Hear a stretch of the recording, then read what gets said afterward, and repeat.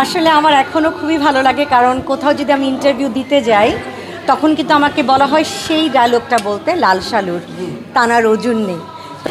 আমি বরাবরই কম কাজ করি, বেছে শুনে কাজ করি। এছাড়া আমি এখন একটা স্কুলের শিক্ষক।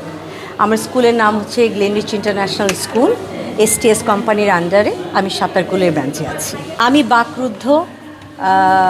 আমি একটা কথাই বলবো, আমি যেহেতু একটা স্কুলে 2 বছর ধরে কাজ করছি, জয়েন্ট আছি, তো আজকের দিনটা বিশেষ করে আমার মনটা অনেক খারাপ। বিকজ অফ আজকে আমাদের স্কুলে ওরিয়েন্টেশন ছিল, বাচ্চাদের সাথে প্রথম দেখা করা।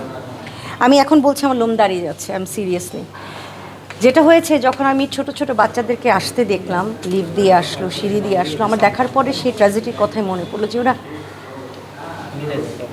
কীভাবে চলে গেল। আমি আজকে অনেক কিছু চিন্তা করলাম। প্রথমত, আমরা যেটা দুর্ঘটনা ঘটেছে সেটা তো আর কিছু করা যাবে না, কিন্তু আমি একটু বড়দের মতো কথা বলতে চাই।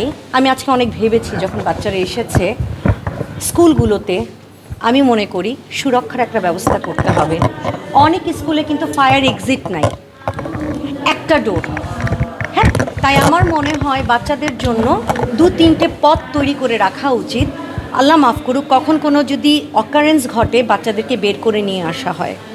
এবং খোলামেলা তো অবশ্যই থাকতে হবে। আমার মনে হয় এই জায়গাগুলো সরকারকে, বেসরকারি যত স্কুল আছে এগুলো দেখতে। আর যেই যেই ভবনগুলো মনে হচ্ছে যে অনেক পুরনো, ভেঙে যাওয়ার বা ধসে পড়ার একটা ভয় থাকে, সেই জায়গা থেকে বাচ্চাদেরকে সরিয়ে নতুন করে একটা দালান তৈরি করা, যেখানে আমরা সুরক্ষার সাথে বাচ্চাদেরকে ছোট ছোট ফুলগুলোকে বড় করে বাংলাদেশের ভবিষ্যৎ তৈরি করতে পারি।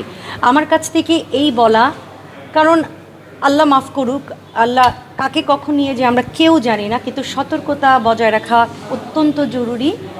আর যারা আজ আমাদেরকে ছেড়ে, ছোট ছোট ফুলরা, শিক্ষকরা, অভিভাবকরা চলে গেছে, তাদের জন্য আমার মাগফিরাত কামনা করি। সুন্দর থাকুক, স্বর্গে থাকুক এবং ভালো থাকুক। আজকেও তো আমি দেখলাম কোথায় যেন জেনারেটরে আগুন লেগে একটা স্কুলে, মিরপুরের একটা স্কুলে অঘটন ঘটেছে। তো আমার তো এই যে ছোট জায়গা, আমি তাই বললাম যে এই জায়গাগুলোকে, জেনারেটরকে দূরে রাখতে হবে। এই বিষয়গুলোকে সতর্কতার সাথে করতে হবে। শুধু যে আমরা বলে যাব তা না, আমাদেরকে বলার সাথে কাজটা করতে হবে। আমি যে স্কুলে কাজ করি সেই স্কুলে কিন্তু ফায়ার এক্সিট কয়টা জানেন?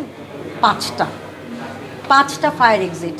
এবং আমাদের কিন্তু প্রশিক্ষণও দেওয়া হয় কি করে, কখন যদি কোনো অঘটন ঘটে বাচ্চাদেরকে নিয়ে আমরা কী করে বের হব। কিন্তু যদি একটা দরজা থাকে, একটা স্কোপ থাকে, সেই স্কোপ দিয়ে বের হওয়া খুবই কষ্টদায়ক হয়ে যাবে। তাই আমি মনে করি যে স্কুলগুলোতে ফায়ার এক্সিট নেই, প্লিজ দয়া করে আপনারা একটা এক্সট্রা জায়গা বানিয়ে দেন, যে সুরক্ষার জন্য নিজেদের, শিক্ষকদের, বাচ্চাদের, অভিভাবকদের। এবং দেখা যায় অনেক স্কুলে একটা গেট থাকে, কেন একটা গেট থাকবে?